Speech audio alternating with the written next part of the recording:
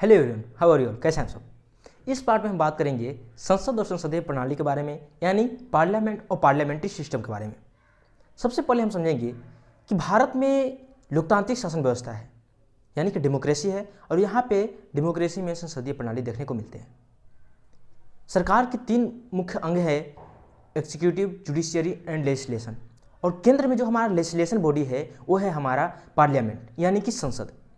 संसद की जब बात करते हैं तो इसके तीन अंग हैं, दो सदन हैं और एक है प्रेसिडेंट, जिनको हम भारत का प्रथम व्यक्ति कहते हैं, यानी कि राष्ट्रपति। लेकिन राष्ट्रपति किसी भी डिबेट में या फिर किस वोटिंग में पार्लियामेंट में जो है भाग नहीं लेते हैं। इसलिए जो मेन पार्ट बचता है वो दो सदन बचता है, जो कि लॉ बनाने का काम करती है और उसमें सुधार करने का काम करती है। दो सदन यानी कि संसद के दो सदन हैं, पहला उच्च सदन, दूसरा है निम्न सदन।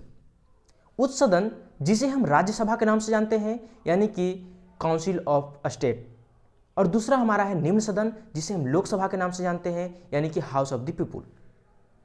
इस प्रकार से दो सदन हैं, और दोनों सदन में अगर हम बात करें तो राज्यसभा में टोटल जो सीट है, टोटल मेंबर सीट है वो है 250।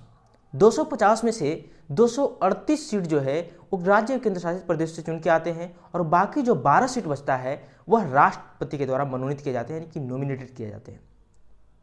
और ऐसे 12% को नॉमिनेट किया जाता है जो कि अलग अलग क्षेत्रों में वो विशेषता प्राप्त है उनको, या विशेष रूप से उनको जानकारी है।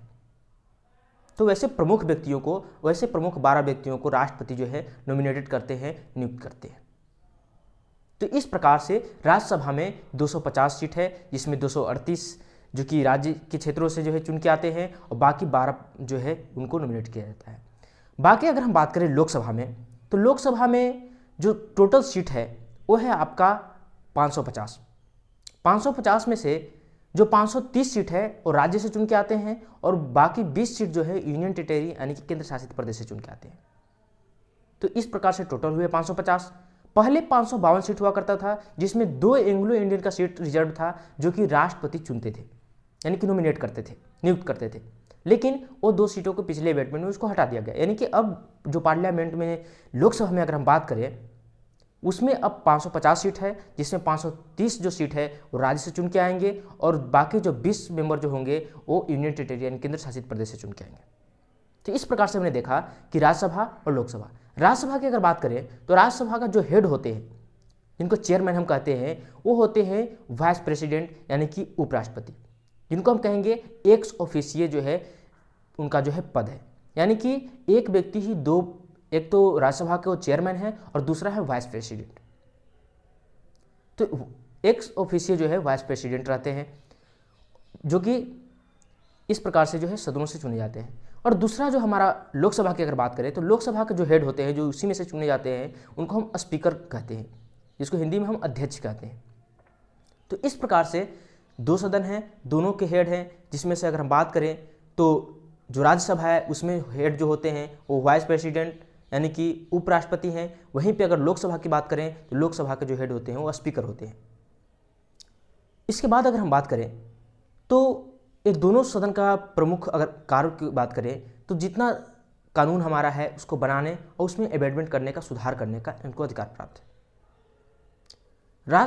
अगर लोकसभा की हम बात करते हैं तो भारत के राज्य क्षेत्रों से चुन के आते हैं। जैसे कि अगर हम बात करें तो बिहार में 40 लोकसभा सीट है, यानी कि बिहार को 40 लोकसभा क्षेत्रों में बांटा गया है, और 40 क्षेत्र से 40% जो है चुन के लोकसभा में जाते हैं। वहीं अगर यूपी की बात करें, उत्तर प्रदेश की, तो वहाँ पे 80 सीट है, यानी कि 80% वहाँ से, यानी कि 80 क्षेत्र में, लोकसभा क्षेत्र में बांट दिया गया है यूपी को, और वहाँ से 80% चुन के जाते हैं लोकसभा में, जो कि हम डायरेक्ट इलेक्शन के द्वारा जो है लोकसभा के मेंबर को जो है चुनते हैं। वहीं पे अगर हम बात करें तो हमारा जो लेजिस्लेशन है, इसमें जो हमारा पार्लियामेंट है, पार्लियामेंट में जो लैंग्वेज यूज होता है वो हिंदी और इंग्लिश दोनों हो सकता है। सबसे पहले अगर हम इसको संविधान में अगर जोड़ने का प्रयास करें तो संविधान की अनुच्छेद यानी कि आर्टिकल 79 में जो है पार्लियामेंट के बारे में बताया गया है। वहीं पे 80 में जो है राज्यसभा यानी कि काउंसिल ऑफ स्टेट के बारे में, और 81 में जो है लोकसभा यानी कि हाउस ऑफ द पीपल के बारे में बताया गया है। और 79 से लेकर 122 आर्टिकल तक जो है 79 से लेकर 122 तक जो आर्टिकल है उसमें पार्लियामेंट्री सिस्टम के बारे में पूरा विस्तार से चर्चा की गई है, जिसमें कुछ प्रिविलेजेस भी दिए गए हैं जो वहाँ जो पार्लियामेंट के मेंबर हैं। तो इस प्रकार से जो है सामान्य सिस्टम जो है देखने को मिलते हैं। वहीं पे अगर हम बात करें तो पार्लियामेंट के कुल टोटल 3 सेशन होते हैं।